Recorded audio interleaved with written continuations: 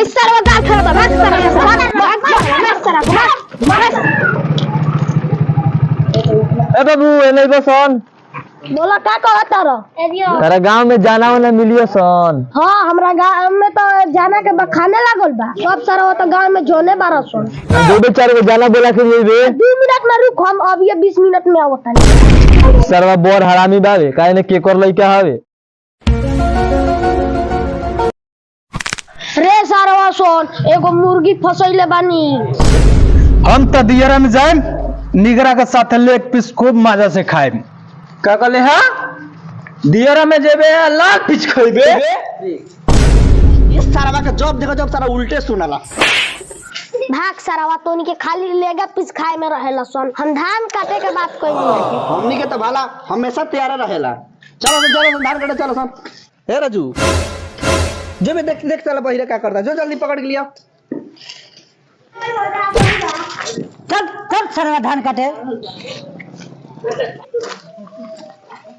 ए बाबू नहीं बे क्या करते रहो देखना एगो गांव में गइलो से जाना खोजे खातिर अभी ले ना आइलस बैग मार दो तो नहीं इतना देर पर काम का लोड बता जाना फना देखे जाएंगे हम जाता नहीं जोन बेटा तरसन तोन सरवा उहे बड़ा स चल बताओ कौन काटे के चल हल्ला सारा मोली का के काटे के बाकी हट काट दी हट काट अरे तो धान काटे के बारे करा कि ना तो दिया लो हम जाता नहीं पढ़े ठीक बा जो पढ़े जो कितना काटे के बा 2-4 बीघा काटे के बावे क्या पर रेट बतावसन तोनी के एक दिन के 600 दे देम कुछ कम उम होई कुछ कम ना होई काटा के बता काटा तो भाग सारा जाते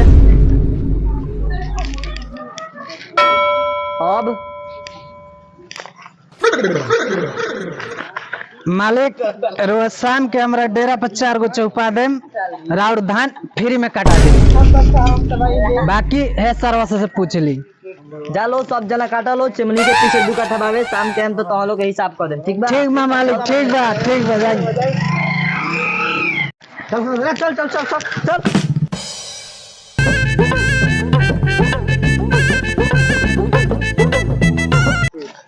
ए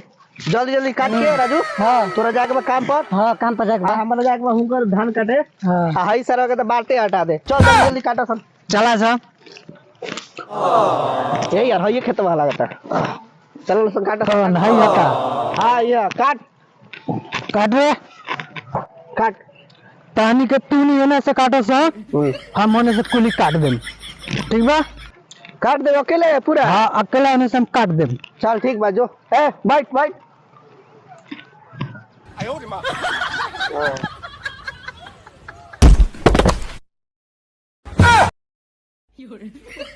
काटा जो है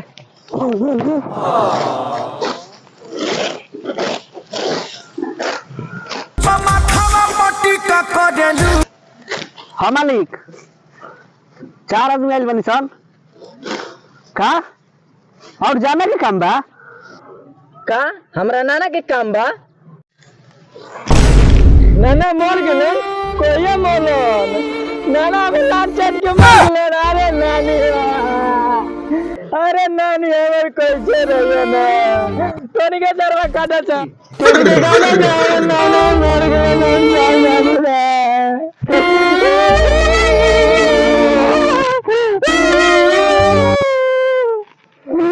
ए राजू हां काट इस देखा तनी साला बहिरा गोइल का उठ के रोते का बहिले करा भई ना का यार रुक हम देखा तनी देखा सारा बेटा जी तक गाल फाड़ दे रे नाना होने रे का बोल नाना करे अरे नाना मर गया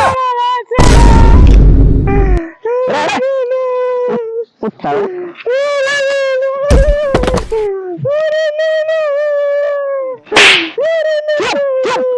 अरे नाना मेरे सारा जाना के काम बा जाना के सर कौन पर वही कौन पे तो हारा दी अरे चुप चल धान काटे चल धान नाना नहीं खन मारल साल बहिर दास धान काटे के जाना के खोजे तो तारा नाना मर गेल तारा उल्टे सुना चल नहीं काट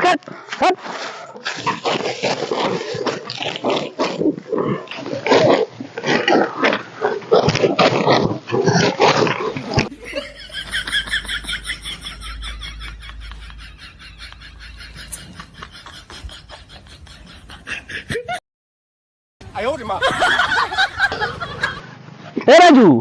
नहीं बे का साला पिए कड़वा कहां बारे हमनी के आधा काट देनी सो हां लोको तो नहीं के सरवा ऊ तो कहले थे कि तनी के आधा काटा सो हम आधा काट देम हां हमनी के आधा काट देनी सो चल बे देखे चल ऊपर हवा चल चलो सरवा ए चल चल चल बे बेटा चल सर देखल जा कहां चल चल बे पिए कड़वा तो पी के गइल बा सूत का एकरा मुंह में मुंह रुक मुंह तो तनी रुक साला के जब देखो जब सारा उल्टा सुनाला एकरा उल्टा सुनाला अरे ओकरा के बात कर तनी चल राजू हां जगह सारा पी के सुतल बा ओए चल नहीं के उठत सरवा नहीं उठत ना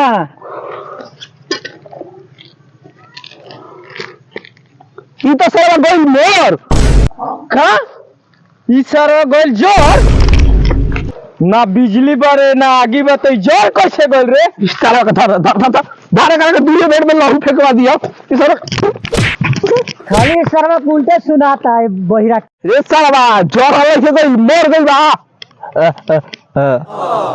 तो इहे नु कहेला रे सरवा कि जोर के नहीं के मर गइल बा रे साला चल हॉस्पिटल ले चल रे साला मोर गइल बा हॉस्पिटल में ले संसार घाट चल शमशान घाट ले चल चल ले चल उठाओ